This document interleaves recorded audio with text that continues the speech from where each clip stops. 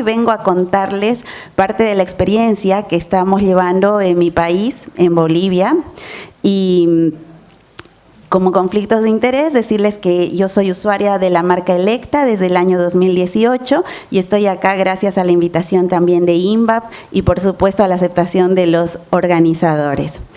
Contarles que el cáncer de pulmón, según las últimas estadísticas, la tendencia en Estados Unidos es que han visto un descenso, tanto en hombres como en mujeres. Esto no solamente en frecuencia y en incidencia, sino también una mejoría en la sobrevida. Y esto puede deberse a que hay una fuerte evidencia que respalda que la detección del cáncer de pulmón a través de un ensayo nacional que hicieron, dividiendo dos grupos, hacer tomografías de baja dosis por 3 años, 26,000 pacientes, y radiografías como otra prueba por 3 años, ellos encontraron que la detección por tomografía de bajas dosis no solamente aumentaba la detección del cáncer del pulmón en un 13%, sino que también redujo la mortalidad por cáncer de pulmón en un 20%. Y además encontraron que se disminuyó la mortalidad global. Inicialmente este ensayo lo hicieron para personas que tenían entre 50 y 80 años y fumaban más de 30 cigarrillos, más de 30 paquetes por año. Sin embargo, vieron que el número necesario de pruebas para prevenir una muerte era 320, por lo cual ahora la guía hace que haya bajado la carga tabáquica, es decir, para 20 paquetes por año ya se está haciendo este ensayo. Pero ¿qué es lo que pasa cuando hacemos programas efectivos de detección temprana? Lo que pasa es que detectamos a los pacientes en etapas más tempranas. Antiguamente, antes del 2021, se detectaba más pacientes en etapa 4, un 55 a 60%, y ahora se está detectando más del 50% de pacientes en etapas iniciales. Y ahí es donde entra el objetivo de mi charla. Muchos de estos pacientes que se detectan en etapas tempranas, pues son generalmente gente añosa, con tumores tempranos que no son siempre candidatos quirúrgicos. Entonces es ahí donde aparece la SBRT. ¿Qué es la SBRT? La SBRT es un tipo de técnica que utilizamos los radiooncólogos en la cual utilizamos dosis muy altas de radiación y las concentramos con mucha precisión en centros tumorales, buscando la exposición mínima de los tejidos sanos. ¿Y de dónde viene todo esto de la SBRT? Pues en el año 66, ya Fletcher, que fue uno de los padres de la radioterapia moderna, decía, si queremos curar el cáncer de pulmón, tenemos que darle dosis tan altas como 100 grays, lo que en ese momento, utilizando 1.8, 2 grays por fracción, era imposible con las dosis convencionales.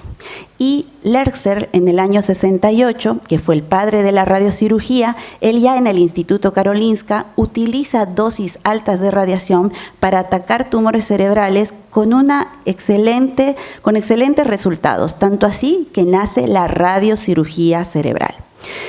Pero, ¿cuál es la historia de SBRT en nuestra región? SBRT está cumpliendo 33 años. Es una terapia relativamente joven. Los primeros ensayos se hicieron en el año 91, también en el Instituto Karolinska, donde Bromberg y Lax empiezan a tratar con dosis altas tumores en el hígado y en el pulmón. En el 94 ya se introduce como una práctica habitual en el Japón. En el 95 la SBRT empieza también a realizarse en muchos hospitales de Europa, Japón y Estados Unidos. En el 2001 dan reportes muy interesantes en Alemania, pero no fue hasta el 2003 cuando el doctor Timmerman hace un estudio fase 2 donde muestra resultados muy prometedores, pero además con baja toxicidad. ¿Qué pasa en Latinoamérica? En Latinoamérica nosotros vivimos el recambio tecnológico a partir del 2010 hasta la fecha, que vamos adquiriendo nuevos equipos que nos permiten acercarnos a estas técnicas de avanzada. Y muchos de nosotros que ya realizamos SBRT en nuestros países podemos confirmar estos datos que veíamos de profesores extranjeros. Este es el estudio que les digo de Timmerman, que sirvió como una forma expansiva para que la SBRT se haga más popular en el mundo. Es un estudio muy sencillo, fue un fase 2 que involucró 55 pacientes, un número modesto, pero ¿qué fue lo que encontró el doctor Timmerman? Que incluso tumores de 5 centímetros, la sobrevida a 3 años era del 56%, el control locorregional de un 87%, pero el control tumoral era muy similar a la cirugía, 94%, con una toxicidad bajísima. Y creo que a partir de eso, muchos centros empezaron a utilizar este modelo. Este estudio japonés ya tiene más pacientes, 257 pacientes, y el estudio de Onishi nos da dos respuestas muy interesantes. Número uno, confirma lo que había dicho Fletcher en el año 66, que para curar el cáncer de pulmón necesitábamos dosis más altas que 100 Grays. No sé si tengo ahí un puntero, pero los pacientes que utilizaron dosis biológicas equivalentes mayores a 100 Grays tuvieron una mejor respuesta.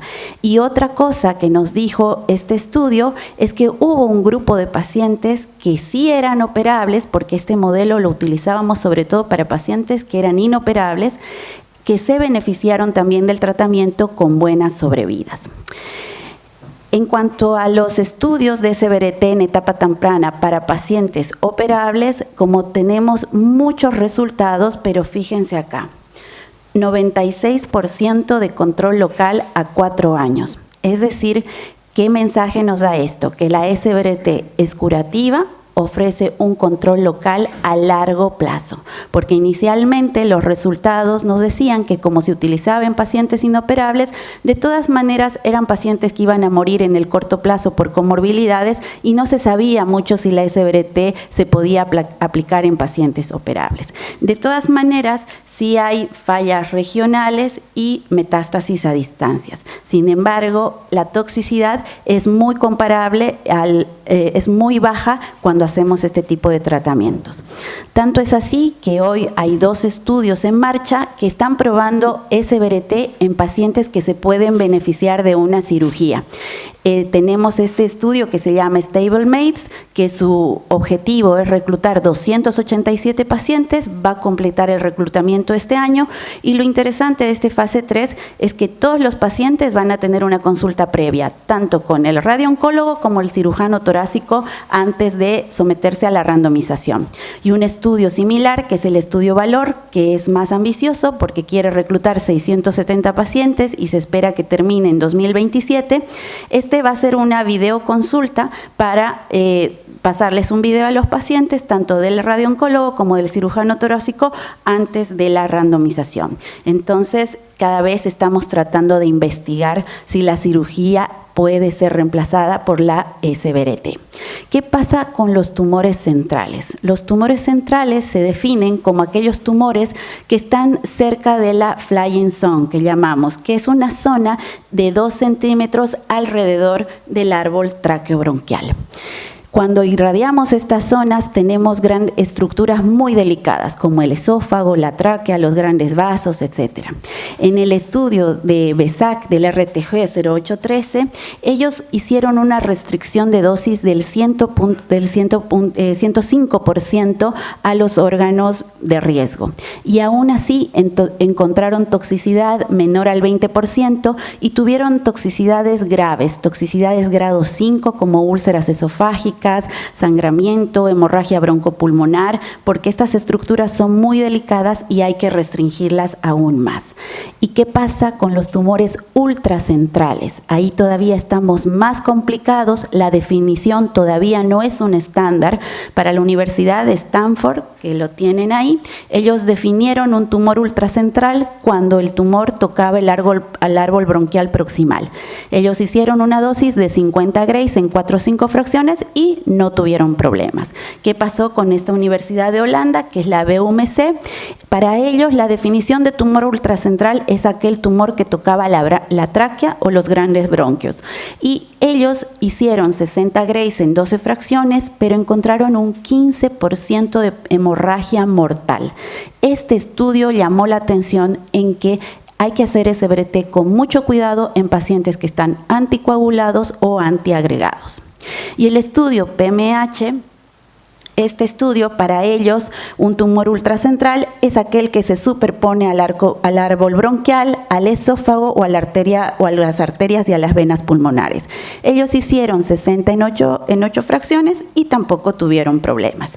Acá, para los que son radiooncólogos, les dejo el resumen de las dosis que utilizamos y que utilizo personalmente en mi práctica para tumores periféricos, tumores centrales y ultracentrales. Estas son dosis seguras que están probadas respecto a distintos ensayos y nos permiten tratar de evitar estas toxicidades tan fatales. En cuanto a los patrones de fallo, también se ha analizado qué pasa con la SBRT a largo plazo. Y como verán, la mayoría de las recurrencias son a distancia. Existe también pacientes que tienen falla local, muy poquitos que fallan en el sitio mismo del tumor primario, algunos sí que fallan en el lóbulo involucrado, pero la mayoría de las fallas ocurren a distancia y en los ganglios linfáticos iliares o mediastinales. ¿Qué hemos aprendido con estos estudios? También que la mayoría de las fallas ocurren dentro de los 3 primeros años y que solamente el 6% de los pacientes desarrollan segundos primarios. Por lo tanto, sí que sería un área abierta de investigación de cómo podemos intensificar la dosis de la SBRT o cómo podemos mejorar este tratamiento. Hay direcciones futuras para estos tratamientos de alta dosis y ya lo dijo Chang en el Lancet del 2023 que hay una importante asociación de inmunoterapia con SBRT. Él hizo una prueba y probó que la SBRT mejoraba 77% versus 53% si se asociaba a inmunoterapia y que la toxicidad grado 3 o mayor era 0. De ahí que tenemos 3 estudios muy interesantes en marcha.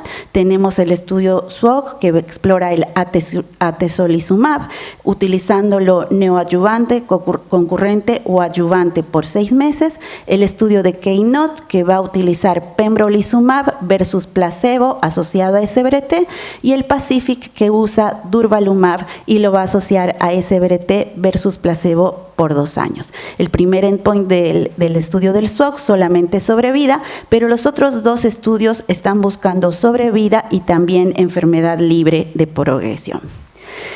¿Y qué pasa con el movimiento? Que es lo que yo vengo a contarles. Estamos muy contentos en Bolivia porque ya tenemos un equipo Infinity con tecnología 4D que nos permite también conocer el movimiento en este tipo de tumores pulmonares. ¿Pero realmente es necesaria el uso de 4D? Bueno, la 4D, para que ustedes conozcan, se refiere en radioterapia a la 4ª dimensión, que esta se refiere a considerar el movimiento de los órganos a lo largo del tiempo. Y esto es especialmente importante cuando vamos a disparar tumores en movimiento, como son los tumores pulmonares. Y sobre todo cuando hablamos de SBRT, donde utilizamos dosis tan altas que van a producir la muerte de la interfase, van a producir un daño vascular por toda la zona donde pasemos la alta dosis. La SBRT abruma todos los mecanismos de reparación y repoblación, incluso puede eliminar las células madre en el nicho perivascular. Entonces, es más crítico todavía para nosotros estar seguros de que estamos en el target. Otra característica de SBRT es su rápida caída de dosis. En un momento tienes el 100% de la dosis y a escasos milímetros tienes el 50% de la dosis, como ven en el video. Acá en el centro estamos concentrando el 100 y todo lo que ven en color azul a escasos milímetros ya tratamos la mitad de la dosis, así que para nosotros es muy crítico dar en el blanco. Existen muchas técnicas para gestionar el movimiento. Técnicas que se hacen antes del tratamiento, que se hacen con imágenes en KB, en imágenes de megavoltaje, sensores ópticos, la misma mesa. Y también tenemos técnicas de gestión del movimiento que sean disponibles durante el tratamiento. Nosotros en Bolivia ahora tenemos un sistema que nos permite hacer una gestión del movimiento durante el tratamiento. ¿Por qué es importante esto? Porque los tumores se mueven en forma diferente de acuerdo a su localización. Los tumores que están más cerca del diafragma, como ven en el video, pueden moverse hasta 50 milímetros. En cambio, tumores que están más hacia el ápex o que son tumores más avanzados o tumores centrales pueden moverse entre 5 y 10 milímetros. Pero el conocer cuál es el rango de movimiento a la hora de hacer altas dosis es importante para que podamos familiarizarnos. Entonces, esta es la herramienta Symmetry. La herramienta Symmetry nos permite hacer imágenes durante el tratamiento que, para que sea más fácil de entender, es como un video de todo el ciclo respiratorio. Esto nos ayuda a generar imágenes en movimiento y podemos estar seguros si estamos o no estamos en la zona que deseamos tratar, y sobre todo es más útil cuando tenemos muchos blancos. Sobre todo yo estoy usando más esta tecnología para pacientes con metástasis pulmonares que pueden ser de distinta índole y a veces tienen 3 o 4 localizaciones distintas. Entonces, como ustedes ven, la imagen ya no es una imagen estática como teníamos con los equipos modernos, que tenemos la imagen de XBI o el ConvinCT, sino esta ya es una imagen en movimiento y que también te permite generar diferentes máscaras. Por ejemplo, acá nosotros podemos generar una máscara que diga que no queremos movernos del objetivo más de 3 milímetros, que se fije en el hueso y que se fije también en el tumor. Entonces, de esa manera nos va a permitir el algoritmo hacer una reproducibilidad mayor, con mayor precisión y exactitud. Bien, este es un caso nuestro para mostrarle que este es un paciente con metástasis de un adenoide quístico, y acá tiene una lesión más en el segmento bajo, cerca del diafragma. Si lo hacemos con inspiración forzada, pues ven que ese rango de movimiento que les decía puede llegar hasta 50 milímetros, pero es el mismo paciente que tiene otras 2 lesiones en la parte superior, y si ustedes se fijan con las fases respiratorias, ese movimiento es menor. Entonces acá sí era crítico que pudiéramos usar la 4D para poder hacer una buena concentración y abarcar todas las lesiones con un margen más pequeño de seguridad. Si no tenemos esta herramienta, pues damos márgenes muy amplios y vamos a dañar una gran cantidad de tejido sano. Bueno, en conclusión, el movimiento respiratorio es una fuente de incertidumbre todavía para nosotros. La 4D es un sistema que nos permite reconstruir todo el ciclo respiratorio a partir de imágenes proyectadas adquiridas a lo largo de todas las fases respiratorias. Hay muchas soluciones para gestionar el movimiento. Cada uno debe adaptarse a lo que tiene en su centro o buscar la manera, pero tiene que considerarlo, sobre todo a la hora de hacer altas dosis.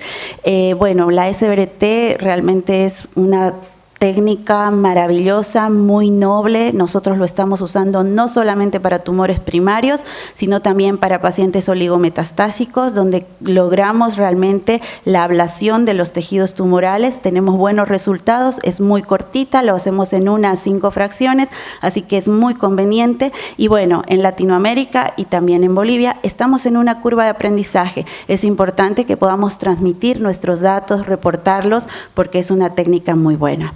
A nosotros los radiooncólogos nos encanta tener blancos bien redonditos, fijos, que no se muevan, porque nos encanta hacer estas curvas de dosimetría, pero hay evidencia reciente que dice que tal vez la experiencia vale más que mucha tecnología, así que veremos qué nos dicen. Muchísimas gracias por su atención.